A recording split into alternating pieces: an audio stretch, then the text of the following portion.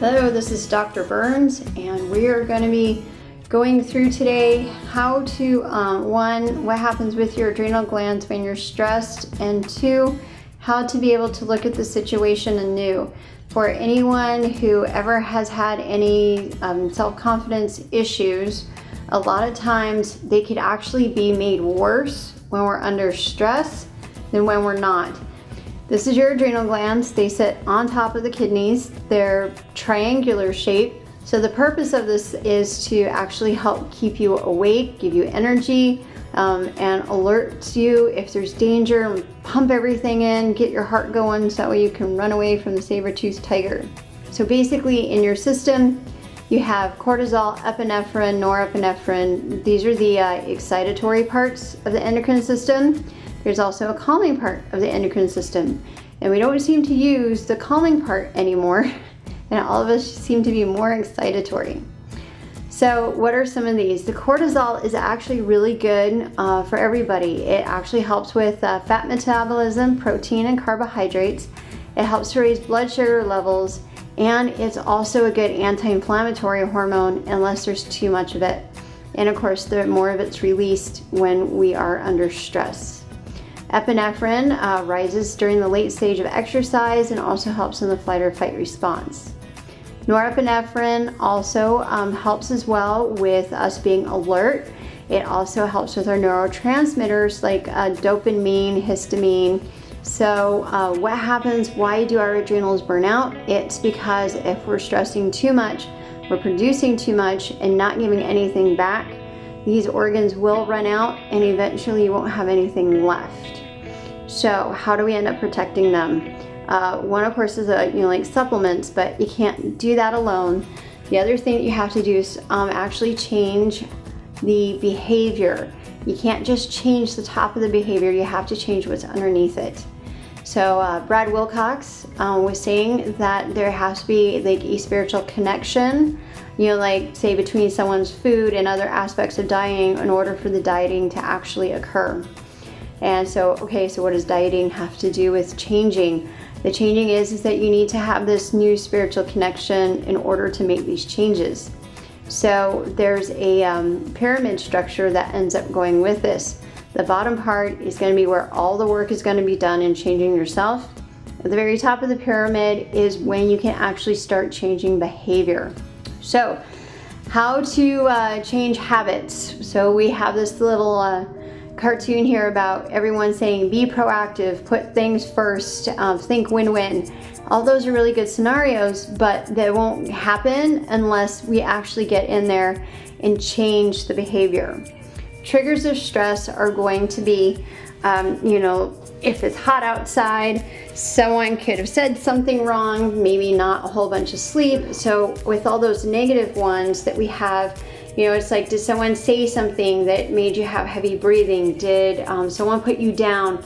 Did you end up looking away? Was something really hard for you to do? Those are all some of the triggers that we have when it comes to stress. And so we need to recognize those triggers and be more aware of them in order for us to be able to make the change. How we can make the change is think of the happy things or things that make us happy, make us calm.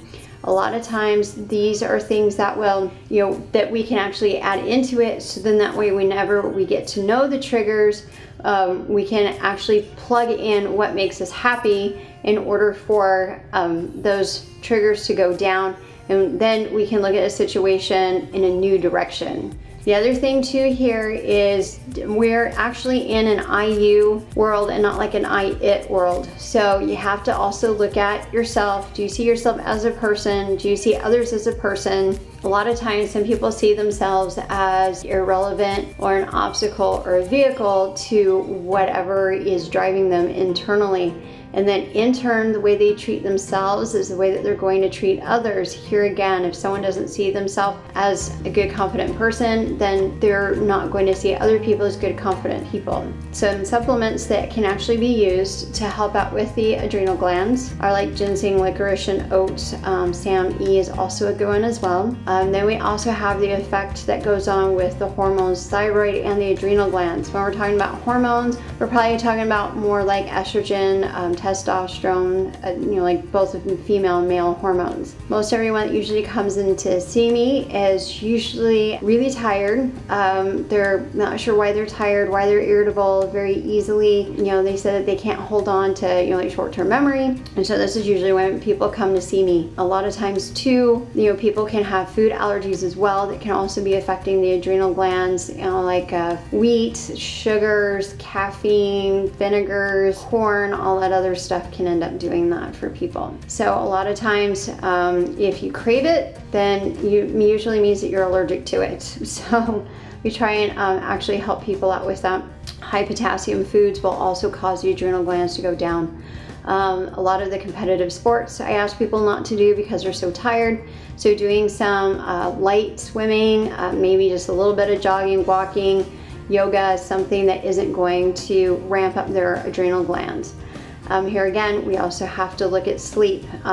They actually, in the Psychology Today, they found that if people aren't getting enough sleep, it does create drain on the adrenal glands, then setting people up for whatever they're stressing about is actually going to be exacerbated and made worse. So some of the signs of adrenal fatigue is tired during the day. You can have more joint pain, more mood swings, irritability, unusual gas and bloating, gut inflammation, and low libido. So with that, what happens is that people actually need to come in and see their doctor, see if there's something going on. To be able to, and there's actually a lot of stuff that we can do to help with people's confidence levels.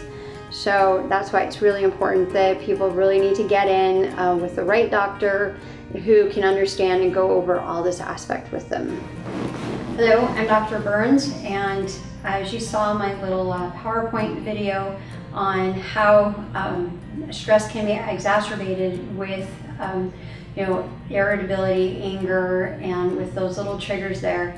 The one thing that people need to know is that this is not an easy fix. Trying to fix old habits with their stressors that they have and whatever their triggers are is not an easy fix. A lot of times we have to look at adrenal function. We also have to look at thyroid function and also hormone function as well. Well, it's very hard sometimes, and it may take years to bring self-confidence levels up.